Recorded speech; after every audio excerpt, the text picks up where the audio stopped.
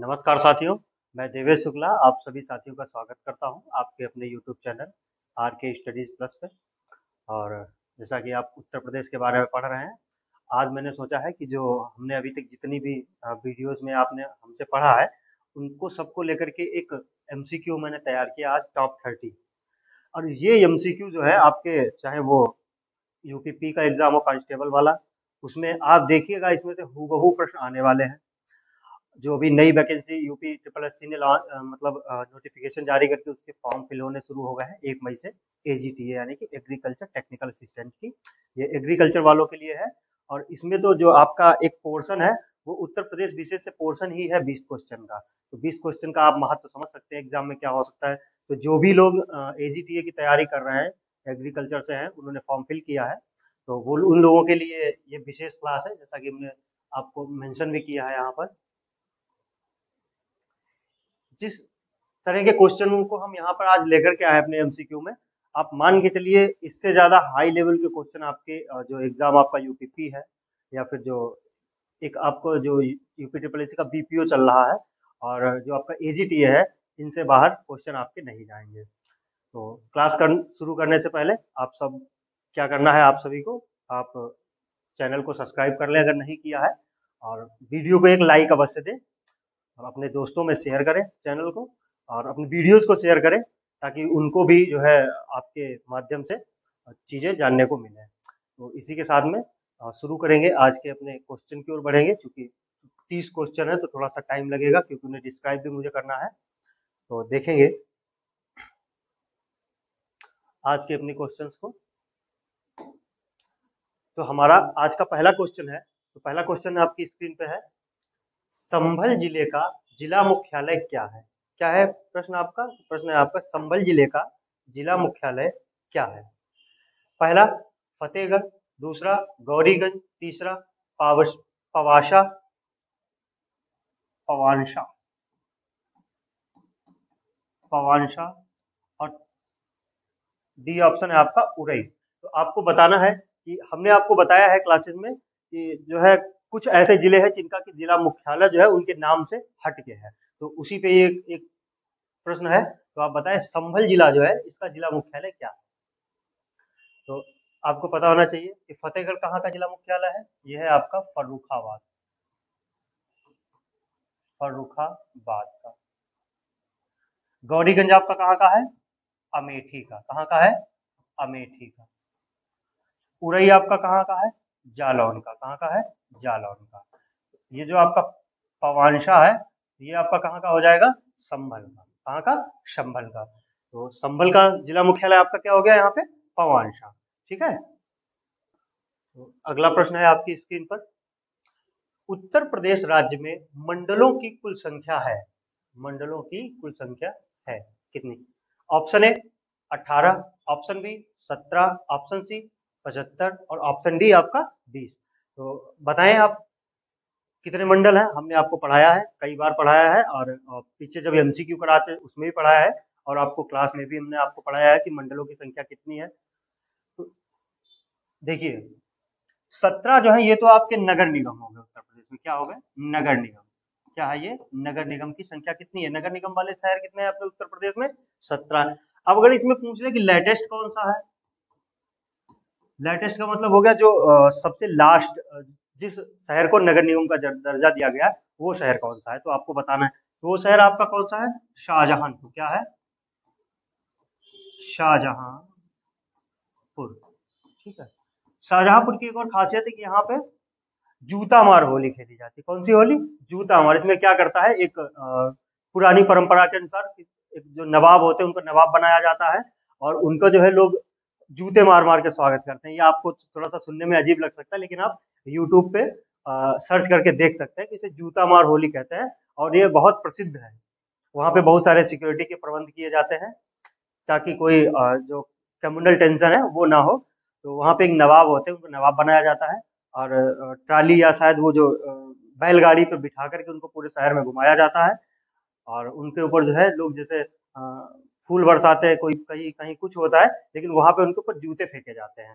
तो शाहजहांपुर की जो है जूता मार होली बहुत प्रसिद्ध है। तो ये हो गया आपका। 75 क्या है उत्तर प्रदेश में? 75 हो गए जिले, क्या हो गए 75 हो गए जिले, क्या है जिले।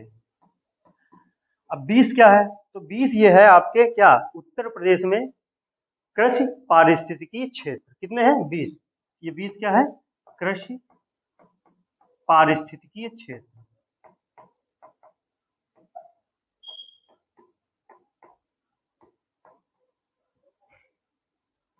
कृषि पारिस्थितिकीय क्षेत्र, तो कृषि पारिस्थितिकीय क्षेत्र उत्तर प्रदेश में कितने हैं आपके 20 हो गए। अब ये मंडल कितने रह गए, मंडल हो गए आपके 18, कितने 18, तो ये आपका ऑप्शन कौन सा सही हो जाएगा, आपका ऑप्शन ए सही हो जाएगा। फिर से देखें, मंडल कितने उत्तर प्रदेश में 18, नगर निगम वाले शहर कितने हैं 17, 75 क्या है उत्तर प्रदेश में जिले, और 20 क्या है कृषि पारिस्थितिकीय क्षेत्र। उत्तर प्रदेश में कुल 20 कृषि पारिस्थितिकीय क्षेत्र पाए जाते हैं। तो हमारा जो तीसरा प्रश्न है अगला, तो क्या है, उत्तर प्रदेश का राजकीय पुष्प क्या है। उत्तर प्रदेश का राजकीय पुष्प क्या है, उत्तर प्रदेश का राजकीय पुष्प क्या है, तो ऑप्शन एक है, ए है कमल, बी है पलाश, सी है गुड़हल और डी है गुलाब। तो आप सभी को पता होगा कि इसका ऑप्शन क्या हो जाएगा हमारा पलाश, या इसे क्या कहते हैं टेसु, क्या कहते हैं टेसु,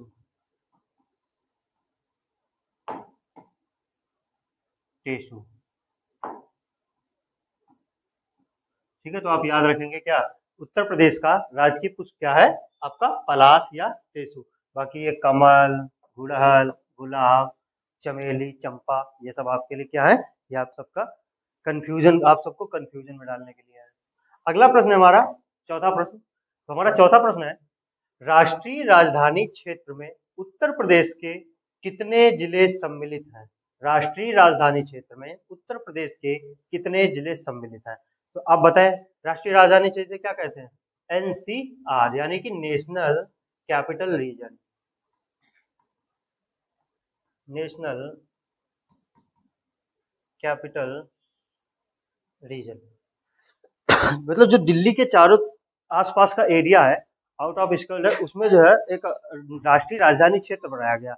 अब उसमें जो स्पेस है, मतलब जगह कहाँ से, तो जगह पता चला कुछ जिले यूपी के ले लिए, कुछ जिले आपके हरियाणा के ले लिए, आसपास के जो राज्य है उनसे उनके जिले लेकर के एक क्षेत्र बनाया, जिससे क्या कहते हैं एनसीआर यानी कि नेशनल कैपिटल रीजन।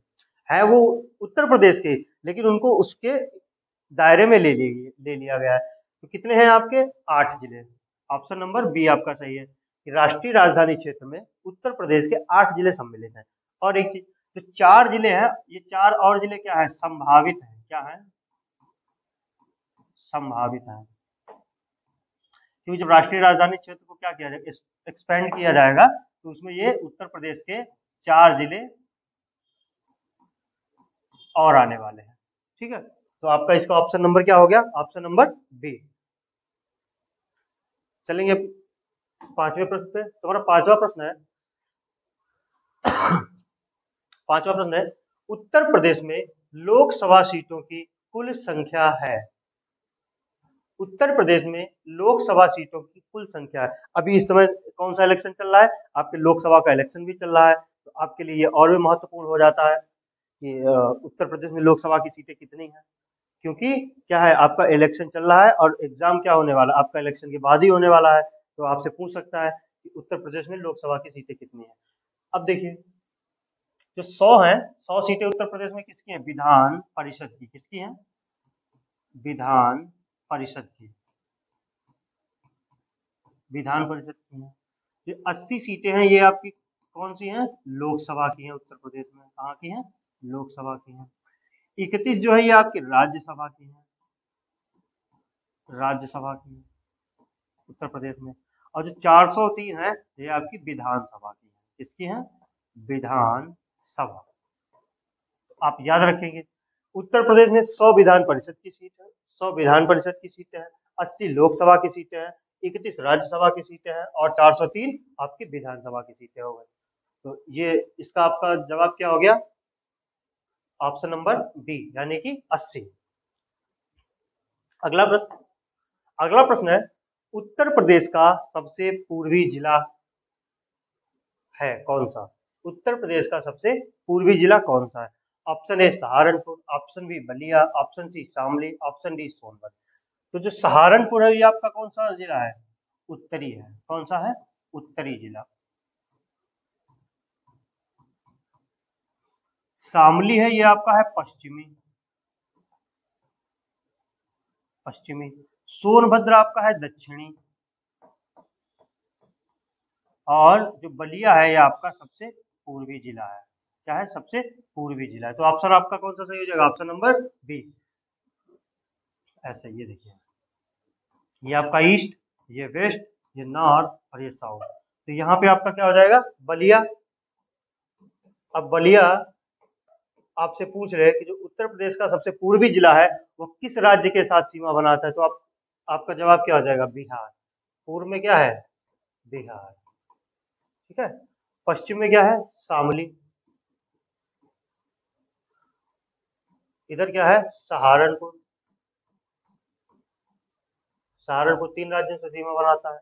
और ये आपका इधर क्या है? आपका सोनभद्र। क्या है? सोनभद्र। याद रखेंगे। अगला प्रश्न, तो हमारा अगला प्रश्न है, उत्तर प्रदेश में कुल पारिस्थितिकीय क्षेत्र, यहाँ पे लिखिए कुल कृषि पारिस्थितिकीय क्षेत्र है, कुल कृषि पारिस्थितिकीय क्षेत्र है कितने हैं? बताओ। अभी हमने आपको पीछे बताया है। Option A 9, option B 8, option C 20 और ऑप्शन डी 18। तो आप बताएं कुल कृषि पारिस्थितिकीय क्षेत्र उत्तर प्रदेश में कितने हैं? कितने हैं? 20। 18 हमने आपको क्या बताए थे? मंडल। क्या बताए थे? मंडल। तो उत्तर प्रदेश में 18 मंडल है, 20 कृषि पारिस्थितिकीय क्षेत्र है, आपके 17 नगर निगम वाले आपके क्या है? 17 नगर निगम वाले आपके जिले हैं, जिले या शहर है। 17 नगर निगम वाले जिले हैं आपके, 75 कुल जिले हैं, 80 आपकी क्या है? लोकसभा सीट है, 100 आपकी विधान परिषद सीट है, 403 आपकी विधानसभा सीट है, और जो 31 है वो आपकी राज्यसभा की सीट है। तो इन नंबर्स को आप याद रखिएगा, ये आपके एग्जाम के लिए बहुत ही महत्वपूर्ण है। अगला प्रश्न, प्रश्न संख्या 8। तो प्रश्न संख्या 8 है, प्रदेश में सर्वाधिक क्षेत्रफल पर बोई जाने वाली फसल है कौन सी है? प्रदेश में सर्वाधिक क्षेत्रफल पर बोई जाने वाली फसल है गेहूं, मक्का, धान या फिर गन्ना? गेहूं, मक्का, धान या फिर गन्ना? तो आपका इसका ऑप्शन क्या हो जाएगा? ऑप्शन ए गेहूं। अब देखिए, अगर आपसे ये प्रश्न पूछता है कि सर्वाधिक क्षेत्रफल पर बोई जाने वाली फसल, तो क्या हो जाएगा? गेहूं। और अगर आपसे ये पूछे गेहूं की सबसे ज्यादा पैदावार, तो आपकी हो जाएगी पंजाब और हरियाणा में। कहा? पंजाब और हरियाणा में सर्वाधिक क्षेत्रफल उत्तर प्रदेश में गेहूं का है। अगला प्रश्न, अगला प्रश्न है, रामगढ़ ताल उत्तर प्रदेश के किस जिले में स्थित है? रामगढ़ ताल उत्तर प्रदेश के किस जिले में स्थित है? Option A Gorakhpur, option B Prayagraj, option C Lucknow, option D Moradabad. तो आपको बताना है कि जो रामगढ़ ताल है ये हमारा उत्तर प्रदेश के किस जिले में स्थित है? तो जो रामगढ़ ताल है वो आपका कहाँ स्थित है? गोरखपुर जिले में, योगी बाबा के जिले में। कहाँ पे? योगी बाबा का जिला कौन सा है? गोरखपुर से आते हैं हमारे योगी बाबा। तो कहाँ पे है ये? रामगढ़ ताल आपका गोरखपुर में है। अगला प्रश्न, अगला प्रश्न है आपका, माता टीला बहुउद्देशीय बांध परियोजना उत्तर प्रदेश के किस जिले में स्थित है? जो माता टीला बांध बहुउद्देशीय परियोजना है ये उत्तर प्रदेश के किस जिले में स्थित है? ये आपका प्रश्न है। तो ऑप्शन ए है आपका Sonbhadra, option B Lalitpur, option C Jhansi और ऑप्शन डी आपका है मिर्जापुर। आप बताइए किस जिले में स्थित है? अब यहीं से अगर आपसे पूछ ले कि किस नदी पर स्थित है, तो नदी कौन सी है आपकी? बेतवा नदी। कौन सी नदी? बेतवा नदी पर है। एक प्रश्न आपसे और पूछ ले कि ये जो आपकी माता टीला परियोजना है बहुउद्देशीय, इसमें मतलब कौन कौन से जो राज्य हैं वो सम्मिलित है? तो इसमें आपके कौन कौन से राज्य सम्मिलित है? यूपी और एमपी। क्या? यूपी और एमपी। अब ये है किस जिले में? तो ये आपकी है ललितपुर जिले में। किस जिले में है आपकी? ललितपुर जिले में है। सोनभद्र आपका सबसे दक्षिणी जिला, दक्षिणी जिला अभी आपको बताया। झांसी, मिर्जापुर, मिर्जापुर कालीन भैया वाला, और झांसी झांसी की रानी वाली। खूब लड़ी मर्दानी हो तो झांसी वाली रानी थी। कौन सी रानी थी? झांसी वाली रानी। तो अगला प्रश्न देखेंगे। तो अगला प्रश्न है हमारा, प्रदेश की सबसे बड़ी नहर प्रणाली है कौन सी? प्रदेश की सबसे बड़ी नहर प्रणाली कौन सी है? ऑप्शन ए शारदा नहर प्रणाली, आगरा नहर प्रणाली, पूर्वी यमुना नहर, या फिर इनमें से कोई नहीं। तो आपको बताना है कौन सी नहर प्रणाली सबसे बड़ी है। हमने आपको पढ़ाया है क्लास में कि सबसे बड़ी नहर प्रणाली कौन सी है आपकी? शारदा नहर प्रणाली। कौन सी नहर प्रणाली है आपकी? ऑप्शन नंबर ए शारदा नहर प्रणाली उत्तर प्रदेश की सबसे बड़ी नहर प्रणाली है। अगला प्रश्न, अगला प्रश्न है आपका, शहडोल में सोन नदी पर बनी बाण सागर परियोजना है। अब यहां से देखिए कितने प्रश्न बने। आपसे ये पूछ सकता है कि शहडोल जो है, जो शहडोल में पहले तो किस स्थान पे है बाण सागर परियोजना? तो ये शहडोल में है। अब शहडोल कहाँ है? तो शहडोल आपका है एमपी में। कहाँ पे है? एमपी में है। बाण सागर परियोजना शहडोल में है। अब ये भी आपसे पूछ सकता है कि जो बाण सागर परियोजना है वो किस नदी पर है? तो कौन सी नदी पर है सर आपकी बाण सागर परियोजना? तो जो बाण सागर परियोजना है ये आपकी सोन नदी पर है। किस नदी पर है आपकी? सोन नदी पर है। अब ये पूछ रहा है कि शहडोल में सोन नदी पर बनी बाण सागर परियोजना है, क्या है? उत्तर प्रदेश की है, बिहार की है, मध्य प्रदेश की है, या फिर तीनों की है? तो आपको बताना है कौन सा ऑप्शन सही होगा। तो जो आपकी ये बाण सागर परियोजना है ये किसके किसके बीच में है? मतलब किसकी किसकी है? यूपी, एमपी और बिहार। किसकी? बिहार। तो यहाँ पे आपकी ये तीनों ही सही हो जाएंगे। तो आपका ऑप्शन क्या हो जाएगा? ऑप्शन नंबर डी, तीनों की। क्या? ऑप्शन नंबर डी, तीनों की। अगला प्रश्न, आप प्रश्न संख्या 13। तो आपका अगला प्रश्न है, प्रदेश में सर्वाधिक नहरों का विस्तार किस क्षेत्र में है? प्रदेश में सर्वाधिक नहरों का विस्तार किस क्षेत्र में? आपको बताना है कि उत्तर प्रदेश के किस भाग में, किस क्षेत्र में जो नहरें हैं उनका मतलब एक जाल जो है सबसे ज्यादा बिछा हुआ है। अब आप बताएं। ऑप्शन ए पश्चिमी उत्तर प्रदेश, ऑप्शन बी पूर्वी उत्तर प्रदेश, ऑप्शन सी गंगा यमुना के मैदान में, और ऑप्शन डी बुंदेलखंड में। अभी हमने पिछली क्लास में आपको बताया, दिखाया था कि जो पश्चिमी उत्तर प्रदेश कौन है, पूर्वी उत्तर प्रदेश, गंगा यमुना का मैदान कहाँ पर है, और आपका बुंदेलखंड क्षेत्र का। अगर आपने क्लास सही से पढ़ी है तो आपको पता होना चाहिए कि बुंदेलखंड क्षेत्र में हमने क्या बताया था, यहाँ पे पानी की कमी रहती है, ठीक है, क्योंकि कर्क रेखा से पास में पड़ता है तो यहाँ पे गर्मी ज्यादा पड़ती है, इसका मतलब यहाँ पे नहरें तो है नहीं। फिर हमने आपको बताया था गंगा यमुना का मैदान, गंगा यमुना का मैदान, और गंगा यमुना के मैदान के बारे में हमने आपको बताया था यहाँ पे क्या गंगा नदी तंत्र है। क्या है? गंगा नदी तंत्र है। तो हम बात यहाँ पे गंगा नदी, और लेकिन यहाँ हम नहरों की बात करें तो आपका ऑप्शन नंबर सी भी नहीं होगा। अब बचता है पूर्वी उत्तर प्रदेश और पश्चिमी उत्तर प्रदेश।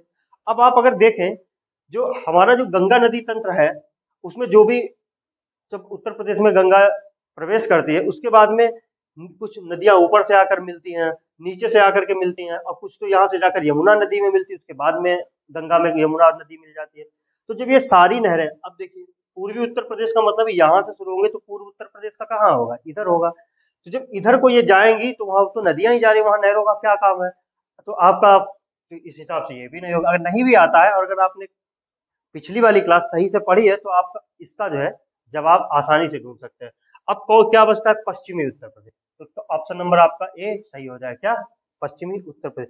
जरूरी नहीं है आप किसी चीज को रटो, आप उसको समझो, ऑप्शंस को देखो। आपका सबसे पहले एग्जाम में सबसे बड़ा काम है, आप ये मत देखो कि 2 घंटे का पेपर, आपने जैसे ही देखा पेपर आया, पेपर सामने आया और आप जहां देखा 1 2 3 4 आप तुरंत शुरू कर दिया ऑप्शन, ऑप्शन नंबर ए सही, ऑप्शन नंबर बी सही, ऑप्शन नहीं, ये बिल्कुल गलत तरीका है आपका। ये आपका बिल्कुल क्या है? गलत तरीका है। आप सबसे पहले बुकलेट खोलें और उसके बाद में 5 से 7 मिनट जितनी जल्दी आप कर सके एक बार पूरे पेपर को आप पढ़िए। पूरे पेपर के सारे क्वेश्चन, एक एक क्वेश्चन आप अपने मन में रखिए। उससे क्या होगा कि आप जब उस क्वेश्चन पे जाएंगे तो आप उतना समय नहीं लेंगे जितना आप 7 मिनट पीछे दे चुके हैं सारे क्वेश्चन में। यही आप गलती करते हैं। तो आपको सबसे पहले क्या करना है? पूरा पेपर आपको पढ़ना है, विद ऑप्शन पढ़ना है, और फिर जब आप उसके ऑप्शन पे जाएं, जब आप उस प्रश्न को सॉल्व करने जाएं तो आप क्या करें? एक बार फिर से प्रश्न को पढ़ें कूल माइंड होकर, उसके बाद में ऑप्शन को देखें। अगर आपको आ रहा होगा, अब मान लो प्रश्न पूछ दिया भारत कब आजाद है, तो आप सबको पता है 15 अगस्त 1947 को आजाद हुआ। लेकिन कोई ऐसा प्रश्न जो आपको लगता है कि हाँ मैंने पढ़ा है लेकिन मुझे इस समय याद नहीं आ रहा है, तो फिर क्या करें, फिर आप जो है एलिमिनेशन मेथड अपनाइए कि हाँ ये तो नहीं हो सकता बिल्कुल, और ये इसलिए नहीं हो सकता क्योंकि यहाँ ऐसा है वहाँ वैसा है। अब हमने क्या किया, आपको नहीं बताया कि पश्चिमी उत्तर प्रदेश में है, लेकिन मैंने आपको जो है जवाब ढूंढ दिया। क्यों? क्योंकि आपने पढ़ा है इसको। तो इस तरीके से आप अच्छे प्रश्न कर सकते हैं। अगला प्रश्न देखेंगे। अगला प्रश्न है कोयला पाया जाता है क्या? कोयला पाया जाता है कहाँ?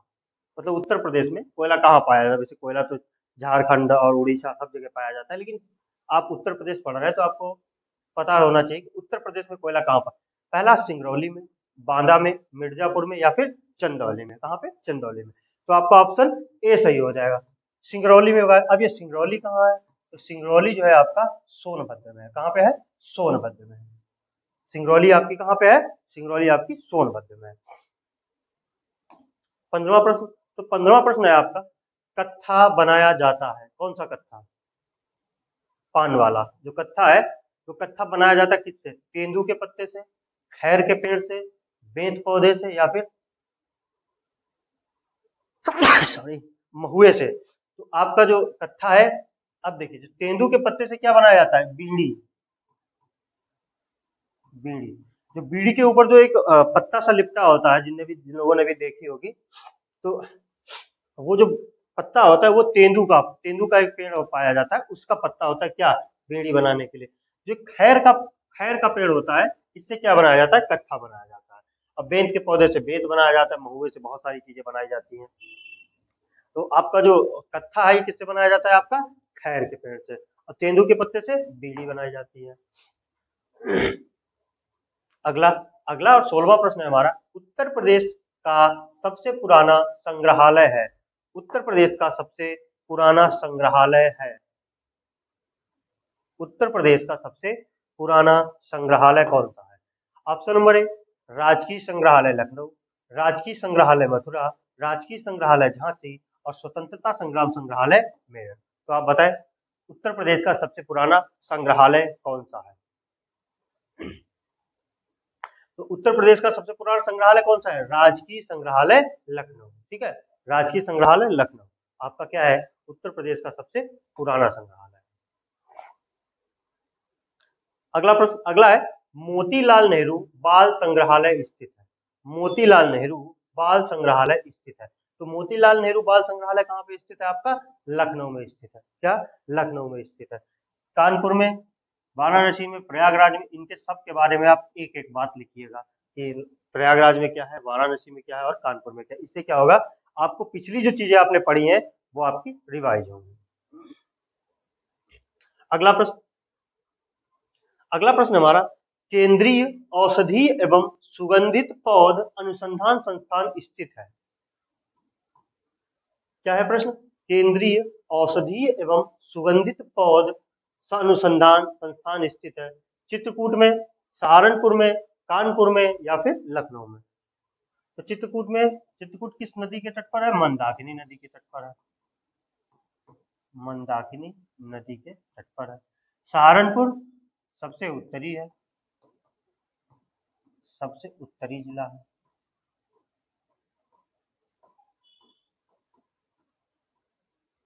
कानपुर में क्या है? ग्रीन पार्क स्टेडियम है। और लखनऊ में क्या है आपका? केंद्रीय औषधीय एवं सुगंधित पौध संस्थान अनुसंधान संस्थान कहाँ पे है आपका? ये आपका लखनऊ में है। अगला प्रश्न है, आलू अनुसंधान केंद्र स्थित है फर्रुखाबाद में, मेरठ में, कानपुर में या फिर प्रयागराज में। इसका आपका क्या ऑप्शन हो जाएगा? ऑप्शन नंबर बी, मेरठ में। आलू अनुसंधान केंद्र कहाँ पे है? मेरठ में। अगला प्रश्न है, भारतीय दलहन शोध संस्थान स्थित है लखनऊ में, कानपुर में, आगरा में या फिर झांसी में। तो जो दालों का शोध संस्थान है वो आपका स्थित है कहाँ? कानपुर में। कहाँ स्थित है? कानपुर में। बहुत ज्यादा प्रश्न ये पूछा जाता है कि जो भारतीय दलहन शोध संस्थान है वो कहाँ है। अगला और 21वां प्रश्न है, सर्वाधिक अनुसूचित जनजाति वाला जिला कौन सा है? किस जिले में सबसे अधिक अनुसूचित जनजातियां निवास करती हैं? कौन सा है आपका? सोनभद्र, मिर्जापुर, लखीमपुर या फिर गोरखपुर। तो आप सब लोग एक बार ट्राई करें कौन सा होगा आपका जिला जिसमें कि सबसे ज्यादा अनुसूचित जनजातियां रहती हैं। तो इसका आपका ऑप्शन ए सही हो जाएगा। कौन सा ऑप्शन सही हो जाएगा? ऑप्शन ए सही हो जाएगा। अगला प्रश्न है 22। पहरिया जनजाति निवास करती है। पहरिया जनजाति निवास करती है सोनभद्र में, बहराइच में, पीलीभीत में या फिर ललितपुर में। तो ये भी आपका ऑप्शन क्या हो जाएगा? Option number A. जो पहरिया जनजाति है वो कहाँ निवास करती है? आपकी सोनभद्र में। कहाँ पे निवास करती है? सोनभद्र में पहरिया जनजाति निवास करती है। अगला प्रश्न है कर्मा किसका लोक नृत्य है? कर्मा किसका लोक नृत्य है? या फिर इसको ऐसा कह सकते हैं कर्मा किस जनजाति का लोक नृत्य है या किस जनजाति के द्वारा इस नृत्य को किया जाता है। इस 3-4 तरह की लैंग्वेज से आपका प्रश्न आ सकता है। थारू जनजाति के द्वारा, खरवाड़ जनजाति के द्वारा, बुक्सा जनजाति के द्वारा या फिर आपका बैगा जनजाति के द्वारा। तो इसका आपका सही जवाब हो जाएगा, इसका सही जवाब आपका हो जाएगा ऑप्शन नंबर बी, खरवाड़ जनजाति। कौन सी? खरवाड़ जनजाति के द्वारा आपका जो कर्मा नृत्य है वो किया जाता है। अगला है आपका क्वेश्चन नंबर 24। निम्न में से कौन सी जनजाति सर्वाधिक जनसंख्या वाली है?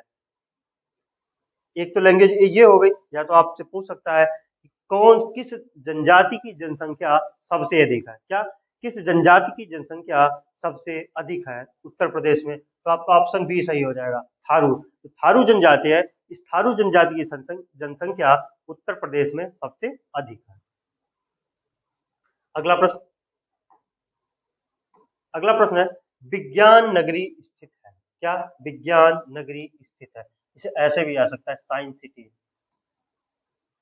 साइंस सिटी कहाँ स्थित है? कानपुर में, प्रयागराज में, लखनऊ में या फिर नोएडा में। तो आपको पता होना चाहिए कि जो साइंस सिटी है वो कहाँ पर स्थित है। तो ये आपकी स्थित है लखनऊ में। कहाँ पे? ये आपकी स्थित है लखनऊ में। ऑप्शन नंबर सी आपका करेक्ट हो जाएगा।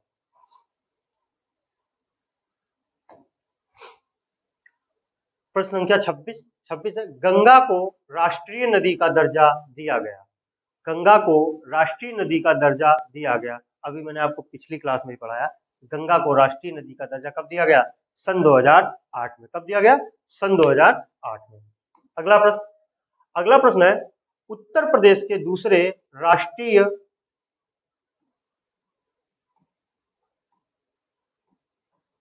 बीज विश्वविद्यालय की स्थापना कहाँ की जा रही है? उत्तर प्रदेश के दूसरे राष्ट्रीय बीज विश्वविद्यालय की स्थापना कहाँ की जा रही है? जब यहाँ पे शब्द आ गया दूसरा, तो इसका मतलब आपको पता होना चाहिए कि पहला भी कहीं है। क्या? पहला भी कहीं ना कहीं है। तो दूसरा पूछा जा रहा है तो इसका मतलब पहला भी आपका है। और जब दूसरा है की जा रही है तो इसका मतलब यह है कि पहला भी आपके लिए बहुत ही महत्वपूर्ण हो जाता है। तो आपको पहला भी याद रखना है। पहला कहाँ है आपका? पहला है आपका लखनऊ में। कहाँ पर? लखनऊ में। अब ये दूसरा कहाँ बनाया जा रहा है, स्थापना की जा रही है? तो इसकी स्थापना आपकी की जा रही है कहाँ पे? प्रयागराज में। ऑप्शन नंबर डी, प्रयागराज में उत्तर प्रदेश के दूसरे विधि विश्वविद्यालय की स्थापना की जा रही है। बहुत महत्वपूर्ण प्रश्न है।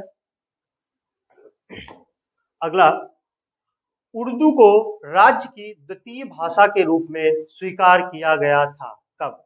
पहली कौन सी है उत्तर प्रदेश की राज्य भाषा? हिंदी। कौन सी है? हिंदी। दूसरी आपकी उर्दू। उर्दू को कब किया गया था? 1989 में।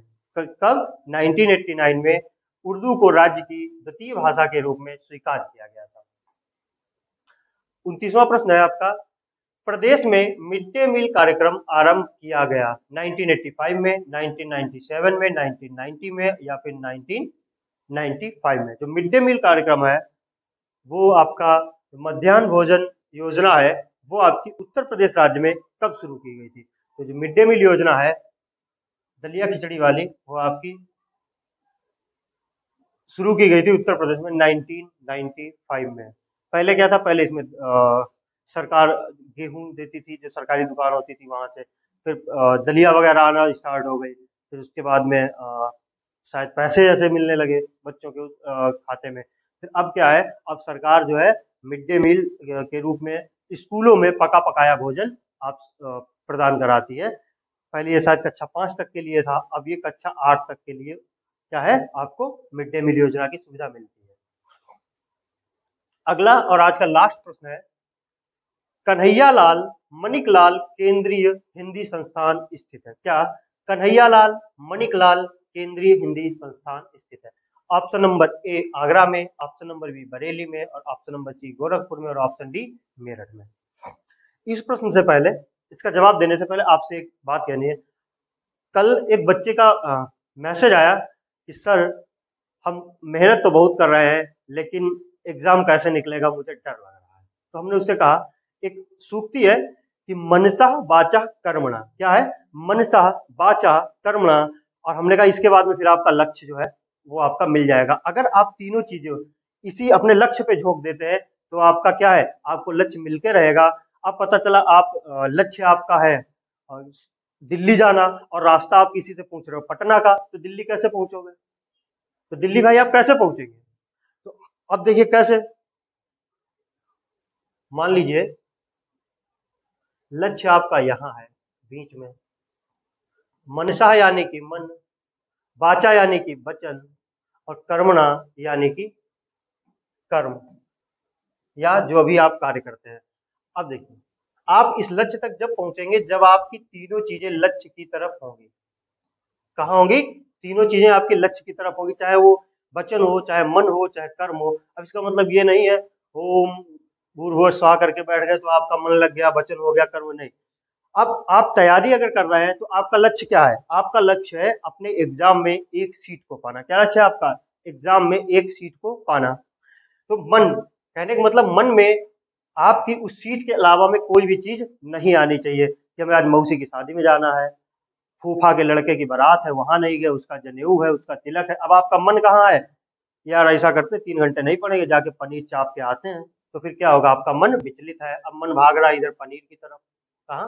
पनीर की तरफ, शादी में जाना है, वहाँ मौसी आएंगी, अब वो कक्षा 9 में साथ में पढ़ती थी वो भी आएगी, तो आपका क्या हुआ? मन भटक गया, आपका मन लक्ष्य की तरफ नहीं रह गया। वचन, वचन का मतलब है अगर आप किसी से गप्प भी मारे बैठ के दोस्तों में, तो आपकी कहीं ना कहीं क्या है, आपके एग्जाम से संबंधित, आपकी पढ़ाई से ओरिएंटेड ही गप्प भी होनी चाहिए। क्या?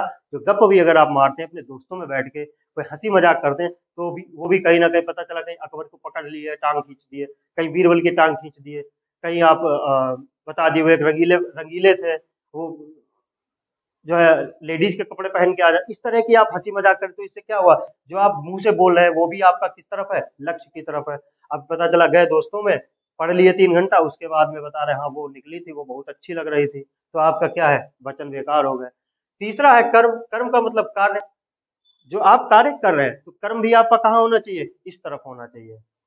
कर्म भी ये इस तरफ होना चाहिए कि आपका लक्ष्य क्या है? आपका लक्ष्य एक सीट पाना, तो आपका कर्म भी लक्ष्य की तरफ होना चाहिए। अब कर्म क्या है? आपको पढ़ना पड़ेगा, सुबह जल्दी उठना पड़ेगा, चीजों को रिवाइज करना पड़ेगा, तब आपका कर्म भी लक्ष्य की तरफ होगा। नहीं तो आप सुबह सो के उठे, बहुत से लड़के सो के सबसे पहले उठे, उनकी फ्रेश ही बाद में होते पहले सुट्टा मारते हैं, तो फिर आपके कर्म खराब है, तो आप इसकी तरफ नहीं जा सकते। तो अगर आप इन तीनों ही चीजों से एक चीज पे फोकस्ड है, तीनों चीजों का आपका एरो इस लक्ष्य की तरफ है, तो मैं गारंटी लेता हूं आपको सफल होने से, आपको एक सीट पाने से कोई भी दुनिया की ताकत नहीं रोक सकती है। तो इस बात का ध्यान रखें और सब लोग मेहनत करते रहें और एक सीट पाएं और अपने माँ बाप का नाम रोशन करें। तो इसी के साथ में आप इसका जवाब जान लीजिए। तो जो कन्हैयालाल मणिकलाल केंद्रीय हिंदी संस्थान स्थित है वो आपका कहाँ है? आगरा में। कहाँ पे है? आगरा में। तो इसी के साथ में आज की क्लास को हम यहीं पर विराम देंगे और जो हमारी नेक्स्ट क्लास होगी या नेक्स्ट वीडियो आएगा वो हमारा अगला एक चैप्टर होगा, उस पे होगा। तो तब तक के लिए धन्यवाद। राधे राधे सभी को, और सब लोग वीडियो को ज्यादा से ज्यादा शेयर करें और सब्सक्राइब करें चैनल को।